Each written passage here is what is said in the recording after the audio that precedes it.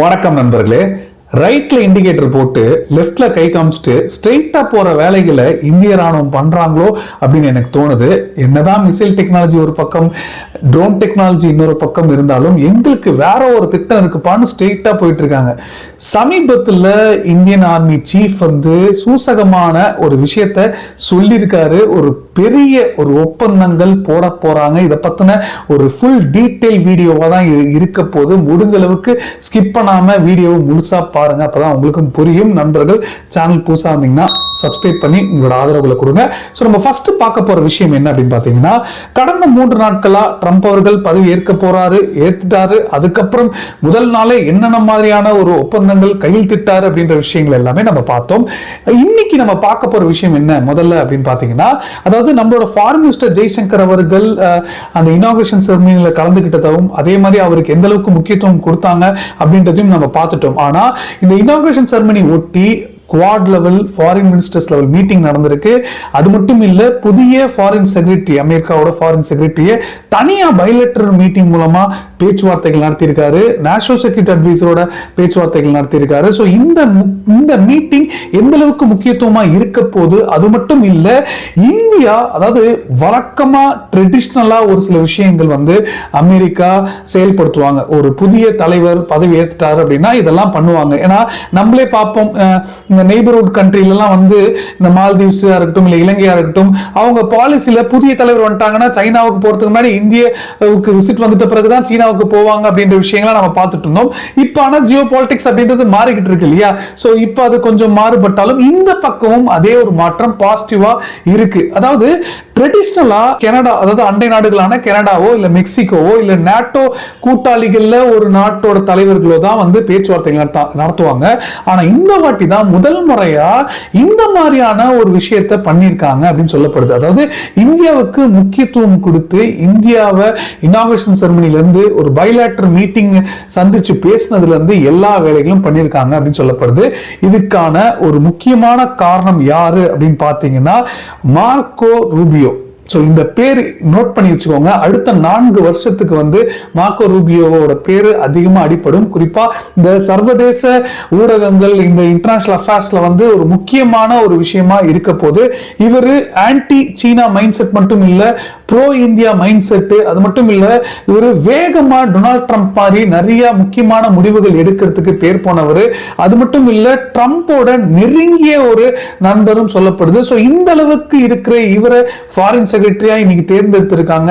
இவரு தான் இந்தியாவுக்கு முக்கியத்துவம் இருந்து இந்த இனாகுரேஷன் செரமனில இருந்து எல்லா விஷயத்துக்குமே அடித்தளம் போட்டது. அவரோட ஐடியா தான் இது அப்படின்னு சொல்லியிருக்காங்க. சோ இவர் குவாட் மீட்டிங் இந்தியா மற்றும் ஜப்பான், ஆஸ்திரேலியா போன்ற நாடுகளோட சந்திப்புக்கு பிறகு இந்தியாவோட கிட்டத்தட்ட 1 மணி நேரம் தனியா பைலேட்டரல் மீட்டிங் நடந்திருக்காங்க. அதாவது நம்மளோட ஃபாரின் மினிஸ்டர் ஜெய்சங்கர் அவர்களுக்கும் அதே மாதிரி யுஎஸோட புதிய ஃபாரின் செக்ரட்டரியான மார்க்கோ ரூபியோக்கும் நடந்திருக்கு. ஸோ இந்த மீட்டிங்ல நம்மளோட அதாவது தூதர், யுஎஸ்க்கான தூதர் இருக்கார் பாத்தீங்களா, விஜய் குவாட்ரா. ஸோ அவரும் இதுல இருந்திருக்காரு அப்படின்னு சொல்லப்படுது. ஸோ இந்த ஒரு மீட்டிங்ல கண்டிப்பா இந்தியா என்ன பிளான்ஸ் வச்சிருக்காங்க, 18,000 பேரை அங்க இல்லீகலா இருக்கிறாங்க, மைக்ரன்ஸா இருக்காங்க, அவங்கள டிபோர்ட் பண்றதுக்கும் இந்தியா தயாராயிட்டாங்க அப்படின்ற செய்திகள் வந்தது. இதை பத்தி மட்டும் இல்ல, இன்னும் முக்கியமான விஷயங்கள் நிறைய பேச்சுவார்த்தைகளை வச்சிருக்காங்க. சோ ஏன்னா ட்ரம்ப் அவர்கள் நம்ம நல்லா தெரியும், ஃபர்ஸ்ட் 100 நாட்கள்லயே எந்தெந்த விஷயங்கள் எவ்வளவு பேசணுமோ நீங்க பேசிக்கோங்க அப்படின்னு முக்கியமான ஒப்பந்தங்கள் எல்லாத்தையுமே கையெழுத்திட்டுவார். சோ எல்லாத்தையும் முதல்ல எடுத்த உடனே செய்டா அப்படின்னு. அது எவ்வளவு சத்தமா இருந்தாலும், ஏன்னா இப்ப கூட பாருங்க WHO இருந்து நாங்க பின்வாங்கிட்டோம், WHO இனி அமெரிக்கா கிடையாதுன்ற மாதிரி வித்ட்ரா பண்ணிக்கிட்டாரு. இனிமேல நாங்க காசு கொடுத்தாதானே நீங்க இந்த வேலைக்கு பண்ணுவீங்க, எங்களோட மக்களை நீங்க காப்பாத்துனீங்களா, சைனாவுக்கு எதிராக ஏதாவது செயல்பட்டீங்களா இந்த கொரோனா வைரஸ்ல அப்படின்ற கோவத்துல முதல் நாளே இந்த மாதிரியான வேலைகளை ட்ரம்ப் பண்ணிட்டார். சோ அடுத்த 100 நாட்கள்ன்றது ரொம்ப முக்கியமா கவனம் செலுத்த வேண்டிய ஒரு காலமா இருக்கு. ஏன்னா இந்தியாவுக்கு எதிராகவும் இந்த பிசினஸ் ரீதியா, அதாவது வர்த்தக ரீதியான ஒரு சில விஷயங்கள், ஒரு ரிட்டாலியேஷன் கொடுக்கறதுக்கான வாய்ப்புகள் இருக்கு. பிரிக்ஸுக்கு எதிராக அவர் ஒரு சில திட்டங்கள் வச்சிருக்காரு. இதெல்லாமே கண்டிப்பா மறைமுகமா இந்த பேச்சுவார்த்தைகள் இருந்திருக்கும். இது மட்டும் இல்ல, குவாட் லெவல் மீட்டிங்ல வந்து நம்மளோட ஃபாரின் மினிஸ்டர் ஜெய்சங்கர் அவர்கள் என்ன சொல்லியிருக்காரு, இந்த மீட்டிங் முடிச்சுட்டு வந்து என்ன சொல்லியிருக்காரு அப்படின்னு பாத்தீங்கன்னா, இந்த ஒரு கூட்டமைப்பு வந்து ஃபோர்ஸ் ஃபார் குளோபல் குட், உலக நன்மைக்கான ஒரு ஃபோர்ஸ் அப்படின்னு சொல்றாரு. சோ இதுல நாங்க வந்து முக்கியமா இந்த சர்வதேச லெவலில் நடக்கிற பிரச்சனைகளை பற்றியும் பேச்சுவார்த்தைகளை வச்சோம். எப்படி வந்து ஒரு ஓப்பன் ஃப்ரீ இந்தோ பசிபிக் இருக்கணும்ன்றதுக்கும் நிறைய விஷயங்கள் ஏற்கனவே பேச்சுவார்த்தைகள் வச்சிருந்தோம். அதை பத்தின ஒரு ரிவ்யூவும் இதுல வந்து பண்ணியிருக்கோம் அப்படின்றத சொல்லியிருக்காங்க. சோ கண்டிப்பா இந்த ஒரு மாற்றம், ஜியோபாலிட்டிக்ஸ்ல நிறைய மாற்றம் இந்த ஏசியால நடக்குது அப்படின்னாலும் அந்த பக்கமும் நடக்க தொடங்கி இருக்கு. இந்தியாவுக்கு சாதகமான சூழ்நிலைகள் அமைய தொடங்கி இருக்கு. இது எப்படி பயன்படுத்த போறாங்க அப்படின்றத நம்ம ஒத்து கவனிக்க வேண்டியதா இருக்கு. சரி, இந்த 1 மணி நேரம் மீட்டிங் தனியா நடந்திருக்கு. அதே மாதிரி யூஎஸ் செக்ரட்டரியோட குவாட் மீட்டிங் நடந்திருக்கு. இதுக்கப்புறமும் ஒரு முக்கியமான மீட்டிங், பைலேட்டரல் மீட்டிங் வந்து ஃபாரின் மினிஸ்டர் ஜெய்சங்கர் அவர்கள் நடத்தியிருக்காரு. யாரோட பாத்தீங்கன்னா மைக் வால்ஸ், அதே யுஎஸோட புதிய நேஷனல் செக்யூரிட்டி அட்வைசர். ஸோ இவரோடையும் இந்த மீட்டிங் வந்து நடந்திருக்குன்னு சொல்லிருக்காங்க. ஸோ இதுலயும் வந்து மற்ற பிரச்சனைகள், முக்கியமா இந்தியா ஃபேஸ் பண்ற சேலஞ்சஸ், இன்னும் மற்ற பாதுகாப்பு சம்பந்தப்பட்ட விஷயங்கள் எல்லாமே பேச்சுவார்த்தைகளை வச்சதா சொல்றாங்க. ஸோ குளோபல் ஸ்டெபிலிட்டி வந்து முக்கியமா நம்ம நிறைய விஷயங்கள் ஒன்றிணைஞ்சு எடுக்கலாம் அப்படின்றதும் பேச்சுவார்த்தைகளை வச்சிருக்காங்க சொல்லப்படுது. கடைசியா நிறைய பேர், சில பேருக்கு வந்து விவேக் ராமசாமி சொல்லிட்டு இருந்தீங்க. விவேக் ராமசாமிக்கும் இலன் மஸ்குக்கும் வந்து ஒரு பகிர்ந்த மாதிரி ஒரு பொறுப்பை வந்து டொனால்ட் ட்ரம்ப் அவர்கள் கொடுத்தாங்க.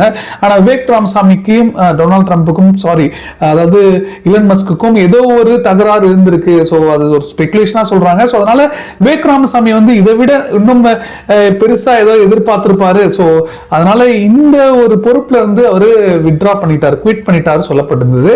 சோ நிறைய வந்து ஒரு விதமான ரூமர்ஸ், ஸ்பெகுலேஷன்ஸ் இருந்தது, கிரிட்டிசிசம் இருந்தது.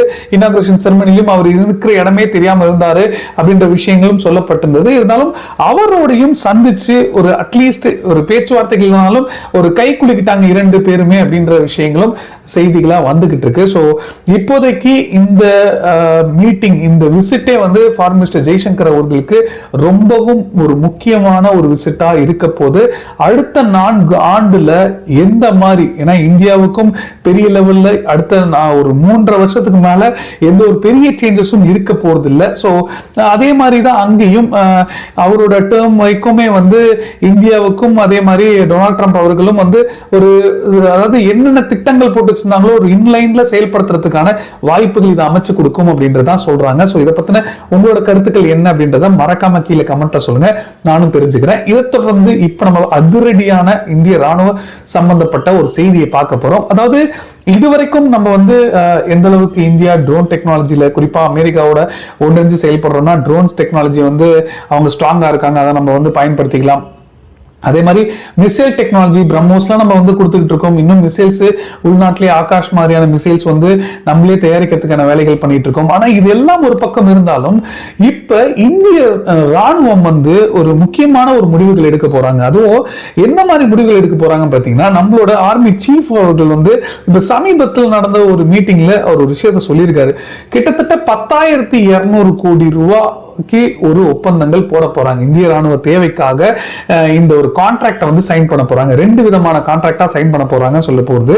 சோ இதுல வந்து 10,200ல 5,700 கோடிக்கு ஒரு கான்ட்ராக்டும், அதே மாதிரி 4,500 கோடிக்கும் வந்து ஒரு கான்ட்ராக்ட் போட போறாங்க. சோ இது எதுக்காகன்னு பாத்தீங்கன்னா, பினக்கா ராக்கெட்ஸ் கொள்முதல் பண்றதுக்காக இந்திய ராணுவத்துக்கு இன்னும் கூடுதலா இணைக்கிறதுக்கான இந்த ஒப்பந்தங்கள் சொல்லப்படுது. பினக்கா ராக்கெட்ஸா, என்னப்பா இன்னும் நம்ம ராக்கெட்ஸ்லயா இருக்கும், மிசைல்ஸ் ட்ரோன்ஸ் போயிட்டு இருக்கே அப்படின்ற ஒரு கேள்விகள் நிறைய பேருக்கு இருக்கும். ஆனா என்ன பதில் வச்சிருக்காங்க அப்படி பாத்தீங்கன்னா, இது ப்ரூவ் பண்ணிருக்கு. இது உயரமான மலைப்பகுதிகளில் எந்த அளவுக்கு நம்ம பயன்படுத்த முடியும்னு இது வந்து ப்ரூவ் பண்ணிருக்கு. ஸோ சைனாவுடனான வார்ஃபேர் கண்டிப்பா மவுண்டன் வார்ஃபேரா தான் இருக்கும். அதே இந்த பக்கம் எல்ஓசியும் பாகிஸ்தானும் மவுண்டன் வார்ஃபேரா இருக்கும். ஸோ இதனால பினக்கா ராக்கெட்ஸோட ரெஜிமெண்ட்டை நாங்க அதிகப்படுத்த போறோம். ஸோ இந்த rocket force, Indian army, Indian air force, அப்புறம் இந்தியன் நேவி மாதிரி இந்தியன் ராக்கெட் ஃபோர்ஸ்ன்ற ஒரு திட்டம் இருக்கு. ஸோ அது மிசைலை வச்சு கொண்டு வருவாங்கன்னு நம்ம நினைச்சோம். ஆனா இப்ப ராக்கெட்ஸை கூடுதலான ரெஜிமெண்ட் இன்க்ரீஸ் பண்றதை வச்சு ஒருவேளை இந்த திட்டங்களுக்காக இந்த வேலைகள் நடக்குதோ அப்படின்னு நமக்கு தோணுது. 10,200 கோடிங்க டீல். ஸோ இந்த டீல் வந்து சாதாரண இல்ல. மார்ச் இந்த பினான்சியல் இந்த நிதியாண்டுக்குள்ள நாங்க இந்த ஒப்பந்தங்களை போட்டிருக்கோம்னு தெளிவா சொல்றாரு. போட்டுருவோம்ன்ற ஒரு தெளிவா வந்து சொல்லியிருக்காரு. ஸோ இந்த பினாக்கா ராக்கெட்ஸ் வந்து அந்த அளவுக்கு இன்னைக்கு ஸ்ட்ராட்டஜிக் இம்பார்ட்டன்ஸ் வந்து அவங்க புரிஞ்சு வச்சிருக்காங்க. ஏன்னா ராணுவம் ஒரு முயற்சி எடுக்கிறாங்கன்னா அதுக்கு பின்னாடி எல்லாத்தையும் யோசிக்காம செய்ய மாட்டாங்க.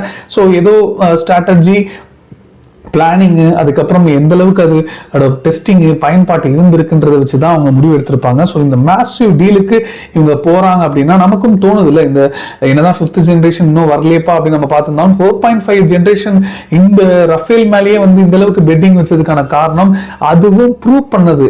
வார்ஃபேர்ல அது ப்ரூவ் பண்ண ஒரு ஃபைட்டர் ஜெட்டா இருக்கு அப்படின்ற ஒரு காரணம்னால தான். ஸோ அந்த அளவுக்கு ரிசர்ச் பண்ணி இதை வந்து முடிவு எடுத்திருக்காங்க. இது எப்படி கேம் சேஞ்சரா அமையும் நம்ம பார்த்தீங்கன்னா, அதாவது இப்ப நார்த்தன் பார்டர்ஸ்ல குறிப்பா சீனா வந்து என்ன சொல்லிட்டு இருந்தாங்கன்னா, நம்ம வந்து எங்களுக்கு வந்து எங்களோட பவரே எங்களோட பெரிய ஒரு பலமே ஸ்ட்ரென்த்தே வந்து எவ்வளவு சீக்கிரம் வேணாலும் எங்களோட இன்ஃப்ரா டெவலப்மெண்ட் அங்க டெவலப் ஆயிருக்கு. எல்லை பகுதியில் யார் முதல்ல வராங்களோ அதுதான் அவங்க தான் வந்து வின்ன்ற மாதிரி சொல்லிட்டு இருப்பாங்க. ஏன்னா மவுண்டன் வார்ஃபேர்ல அதான் முக்கியம் அப்படின்ற ஒரு காரணங்கள்னால. சோ அந்த மாதிரி இருக்கும்போது ஏன்னா ஒரு விவரமான மலைப்பகுதி பிடிச்சிட்டோன்னா அவங்க வராங்கன்னா தெரிஞ்சிடும்ல.